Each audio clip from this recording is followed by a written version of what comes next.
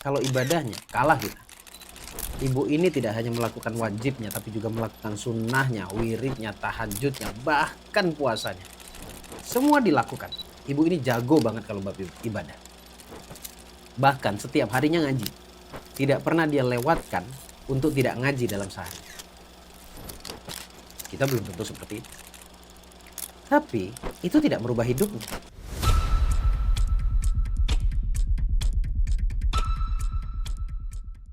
Assalamualaikum warahmatullahi wabarakatuh.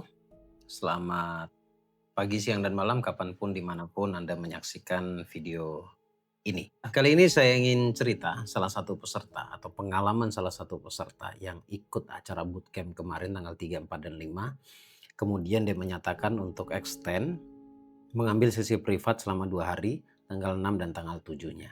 Nah, saya ingin cerita tentang pengalaman beliaunya. Ini ibu-ibu ya, seorang ibu-ibu yang cukup jauh jaraknya. Beliau dari Maluku sampai nekat untuk datang ke Jogja, ke Sleman untuk mengabdi kepada ilmu ya.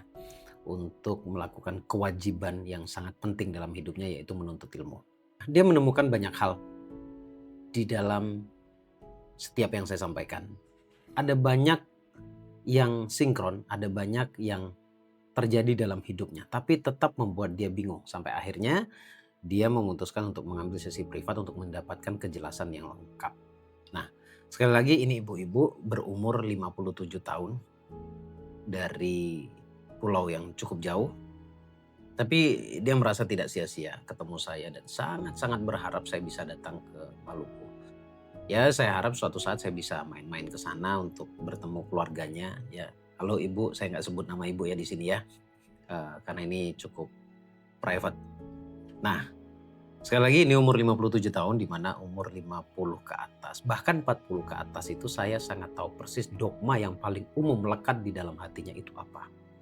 Jadi saya punya teknik bagaimana cara menghadapi orang umur 40 tahun ke atas dengan segala dogma yang pernah dia dapatkan sampai itu menjadi keyakinan dalam hatinya. Nah, kemudian terjadilah sebuah diskusi panjang tanggal 6 dan 7 itu ya. Tanggal 7-nya sudah clear, lebih kepada solusinya atau apa saja yang harus dilakukan dalam kesehariannya. Tanggal 6 ini bicaranya cukup panjang, diskusinya cukup lama, sampai juga sempat terjadi penolakan. Sampai saya harus jelaskan pelan-pelan, sekali lagi karena ini orang tua. Saya jelaskan pelan-pelan sampai dia mendapatkan pemahamannya dan akhirnya selesai. Dia mendapatkan pemahaman secara utuh dan kemudian beliaunya sadar ya. Terjadi diskusi panjang, saya menemukan beberapa poin dalam perjalanan hidup dia. Saya menemukan beberapa akar masalah yang dia sendiri nggak sadar di situ ya. Nah, ibu ini pernah gagal bisnis, pernah ditipu kurang lebih karena ini dia bisnisnya jualan emas ya, atau punya toko emas lah. Dia sempat kecolongan yang sifatnya seperti maling gitu ya, bukan rampok ya, tapi lebih kepada ditipu lah. Itu angkanya 1,2 kilogram. Kalau dikurskan ke sekarang, emas harga sekarang mungkin sudah 2 miliar, bahkan lebih mungkin ya.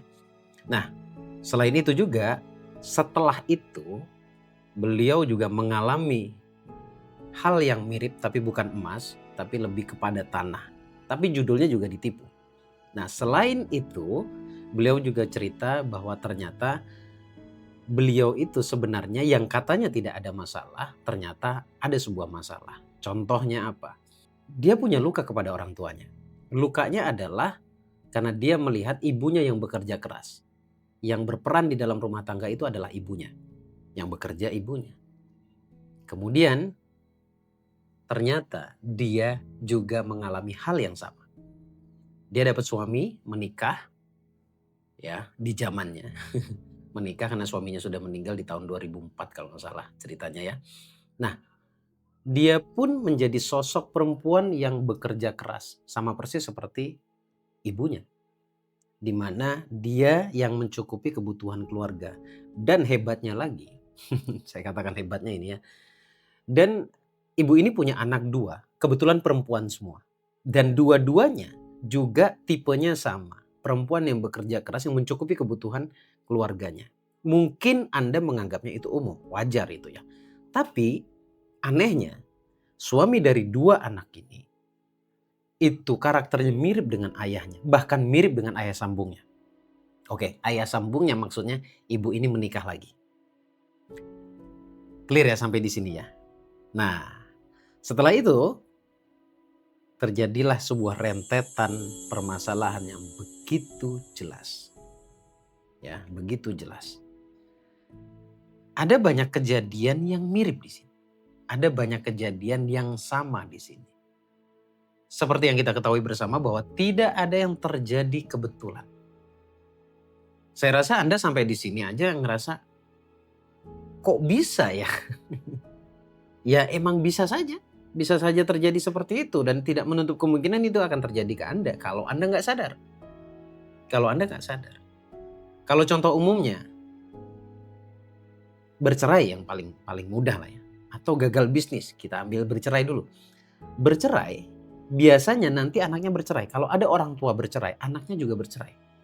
Kebanyakan, saya tidak mengatakan semua. Kalau ada di antara Anda yang orang tuanya bercerai kemudian Anda tidak, itu pun bisa digali sebenarnya. Boleh jadi Anda, circle Anda bukan dengan kedua orang tua Anda, tapi circle terdekat Anda dengan orang lain yang notabene banyak bercerai juga. Nah, misalkan gagal bisnis juga. Gagal bisnis ini pun juga berpotensi terulang kalau kecewanya masih melekat dalam hati.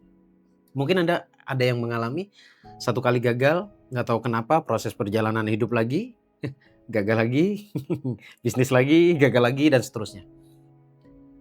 Itu bukan sebuah keanehan, itu hukum alam yang bekerja lewat energi atau kemelekatan yang ada dalam diri Anda. Nah, kita balik lagi pada ceritanya ibu ini ya. Baru di situ terjadi diskusi yang cukup hangat di situ.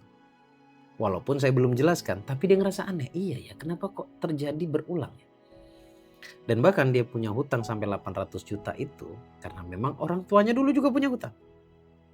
Ada banyak kemiripan yang terjadi di sini. Ya mungkin ada sebagian orang akan mengatakan ini jadi kayak karma ya. Ya saya menyebutnya bukan karma, lebih kepada dampak dari kemelekatan itu. Itu aja sih sebenarnya ya. Nah kemudian setelah menemukan akarnya, anggap saja akarnya itu, walaupun saya tidak mendapatkan semuanya, tapi ini yang paling cocok. Ini yang paling jelas, paling kelihatan dan bisa saya sebut ini adalah akar masalah. Ini pentingnya nih, karena kalau kita sedang ngerasa gagal hari ini, apapun itu bentuk kegagalannya, sebenarnya apa yang terjadi saat ini bukan itu sebenarnya masalahnya. Jadi kita perlu menarik cerita panjang yang pernah terjadi di masa lalu. Ya. Nah, luka batin kepada orang tuanya tanpa dia sadari, maksud saya ayahnya ya, tanpa dia sadari dia menyimpan kekecewaan terhadap ayahnya yang mungkin katakanlah jahatnya tidak kerja. Ibu yang banting tulang, ibu yang bekerja. Dia menyimpan luka itu, kekecewaan itu, dan tanpa dia sadari dia sering cerita kepada anaknya lewat perasaan yang sangat kelihatan dan itu direkam oleh anaknya. Direkam oleh anaknya, disimpan oleh anaknya dan anaknya mengalami hal yang sama. Sampai di sini jelas ya teman-teman ya. Nah, tapi hebatnya luar biasa. Ibu ini datang ke saya itu karena dorongan dari anaknya. Dorongan dari kedua anaknya. Karena anaknya yang pertama kali nonton video-video yang saya upload di YouTube. Yang akhirnya dia menemukan sedikit benang merahnya. Karena dia merasa bahwa saya tidak bisa merubah orang tua saya. Karena saya juga sering menyampaikan bahwa kita tidak bisa merubah orang lain. Yang akhirnya dia mendorong ibunya untuk menemui saya ke Jogja. Terjadilah privat itu. Nah, dapat ya poinnya di sini ya. Singkat cerita, polemik demi polemik, perjalanan demi perjalanan, akhirnya diceritakan ke saya ternyata masalahnya banyak dan salah satunya adalah angka 800 juta itu tidak terjadi kebetulan, hutang maksudnya. Atau bahasa penyederhananya sebut saja amanah atau kewajiban. Lalu saya jelaskan ya, akar masalahnya saja yang saya jelaskan. Karena dia dapat poinnya, garis besarnya adalah yang terjadi saat ini bukan itu masalahnya. Jadi masalah yang sebenarnya adalah apa yang ada di masa lalu Anda. Apa yang pernah terjadi di masa lalunya. Nah, singkat cerita kita fokus pada akar masalahnya. Lalu saya sampaikan bahwa semua masalah yang pernah dialami oleh ibu itu menyimpan banyak rasa. Kecewa, gagal, marah, benci, takut. Dan itu nggak kelihatan karena terlalu dalam. Itu nggak kelihatan. Karena jujur, ibu ini kalau ibadahnya kalah kita. Ibu ini tidak hanya melakukan wajibnya, tapi juga melakukan sunnahnya, wiridnya, tahajudnya, bahkan puasanya. Semua dilakukan. Ibu ini jago banget kalau bab ibadah. Bahkan setiap harinya ngaji. Tidak pernah dia lewatkan untuk tidak ngaji dalam sehari. Kita belum tentu seperti itu. Tapi itu tidak merubah hidupnya. Karena apa? Bagian dalamnya tidak berubah. Semisal dia merubah bagian dalamnya, yaitu dirinya, jauh di sana ruhnya, jiwanya, hatinya, itu berubah, maka semuanya akan berubah. Terbukti di mana? Saya akan ceritakan keajaiban yang dia dapatkan. Nah, singkat cerita, setelah dia sadar, saya kasih tahu. Yang harusnya ibu rasakan adalah ini. Yang harusnya ibu sadari adalah ini. Yang harusnya ibu perbaiki adalah ini. Ini yang saya maksud adalah perbaiki pikiran, perbaiki caramu melihat orang tua, perbaiki hatimu ketika ingat ayah. Perbaiki hatimu ketika ingat suamimu. Nah, tanpa dia sadari awalnya yang dia luka, setelah ngobrol panjang akhirnya dia sadar. Iya, saya tuh punya kecewa pada mereka berdua. Barulah di situ terjadi akad. Akad yang saya maksud di sini adalah ibu ini saya suruh mengatakan, ucapkan bersuara Bu, bahwa mulai hari ini saya memaafkan orang tua saya, ayah saya, ibu saya. Kemudian saya juga memaafkan suami saya. Segala bentuk kesalahan yang dia anggap menyakiti dia. Maafkan semuanya. Kemudian terjadilah terapi di situ ya, singkat cerita ya. Terjadi terapi di situ yang dia luar biasa menangis, luar biasa menyesal, luar biasa mohon ampun kepada Allah. Dan tidak selesai di situ, saya mau jelaskan satu hal. Sampai nanti di bagian akhir apa yang dia dapatkan dalam 2 hari saja ya, dalam perjalanan dia pulang itu langsung Allah berikan kabar baik. Nah, yang harus kita sadari bersama, ini yang saya sampaikan kepada ibunya dan sekarang saya sampaikan kepada Anda. Cara kerja nasib itu sederhana sebenarnya. Pertama, kita dapat sebuah informasi di masa lalu. Baik itu non-verbal ataupun verbal. Baik itu yang sifatnya informasi ataupun hanya sebuah data yang kita lihat. Kejadian yang kita lihat. Itu semua masuk ke dalam hati kita, ke dalam pikiran bawah sadar kita. Kemudian pikiran bawah sadar itu bekerja. Bekerja dengan cara apa? Merasakannya. Sesekali mengimajinasikannya. Pikiran sudah mulai bekerja di situ. Ya.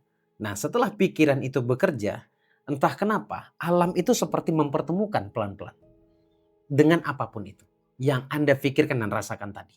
Jika di awal Anda dipenuhi dengan kejadian buruk, dengan informasi buruk, entah kenapa itu masuk ke dalam hati dan mulailah hati Anda bekerja lewat sebuah imajinasi. Akhirnya imajinasi Anda berpikir membayangkan dan bahkan Anda tidak merencanakan untuk membayangkan itu. Sesekali Anda terdiam tiba-tiba membayangkan hal buruk. Itu celakanya. Begitu juga sebaliknya. Semisal data yang sering masuk atau informasi atau kejadian di masa lalu yang masuk ke dalam pikiran Anda itu adalah hal-hal yang positif, kemudahan, kebahagiaan, keberuntungan, tertawa, senyum dan lain sebagainya. Itu pun akan masuk ke dalam hati. Kemudian itu menentukan apa yang Anda imajinasikan, apa yang Anda bayangkan.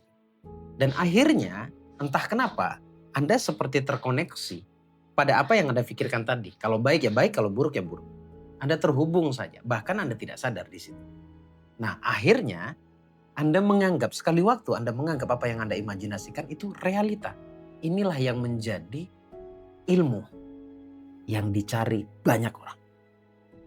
Yaitu bagaimana caranya pikiran bawah sadar atau hati menganggap apa yang diimajinasikan itu adalah realita. Ini yang saya sampaikan kepada ibu. Dan itu terjadi dalam hidup dia. Ketika sebelum mengulangi kejadian yang buruk. Katakanlah emas tadi yang ditipu 1,2 kilogram itu, kemudian dia tertipu lagi dalam bentuk tanah ya.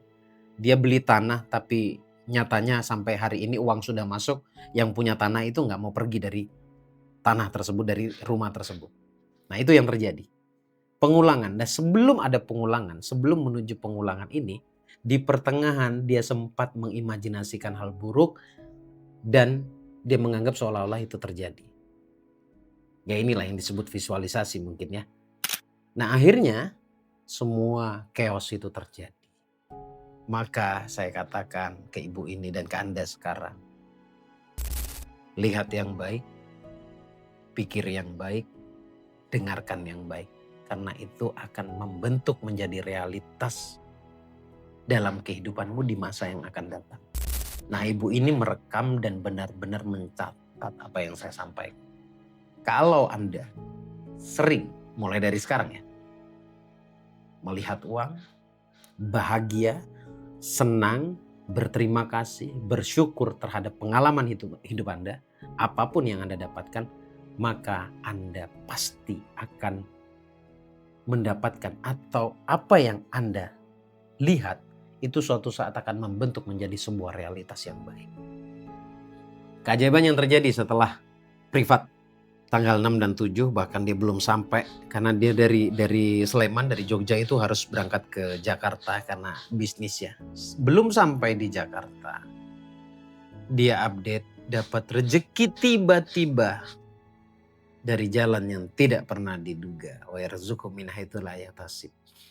Angkanya sangat biasa sebenarnya, tapi ada kesadaran yang mulai tumbuh. Dia dapat rezeki 10 juta cuma-cuma. Dan itu di screenshot, dikirim ke grup untuk berbagi vibrasi positif pada teman-teman yang belum mendapatkan keajaiban. Tapi jujur, hampir setiap hari selalu ada yang namanya keajaiban. Karena tiap hari saya maintain di situ. Saya perhatikan komen-komennya. Kemudian sesekali saya ajak berdoa bersama. Dan itu ajaib hidupnya. Kenapa? Karena pondasi kesadaran sudah dibangun. Teman-teman ambil poin dari yang saya sampaikan, agak sedikit random ya cerita saya. Tapi ya begitulah. Saya kalau ngomong itu kalau nggak selesai, ya nggak mau saya akhiri. Saya harus bicara pada satu video, harus selesai. Dan Anda tonton ulang ya. Ada beberapa poin inti yang akan membuat Anda sadar dan Anda tahu banget apa yang harus Anda lakukan dalam keseharian Anda. Semoga bermanfaat. Mohon maaf lahir batin jika ada salah kata. Dan untuk ibu yang kisahnya saya ceritakan, saya tidak menyebutkan nama di sini. Saya merasa ini perlu untuk saya sampaikan dan menjadi pembelajaran kita semuanya. Dan ibu ini secara tidak langsung, kalau ada orang yang berubah karena cerita ini, kalau ada orang yang sadar gara-gara cerita ini, maka ini akan menjadi jariah kepada ibu yang bersangkutan. Terima kasih. Semoga bermanfaat. Assalamualaikum warahmatullahi wabarakatuh. Allahumma shalli ala sayyidina Muhammad.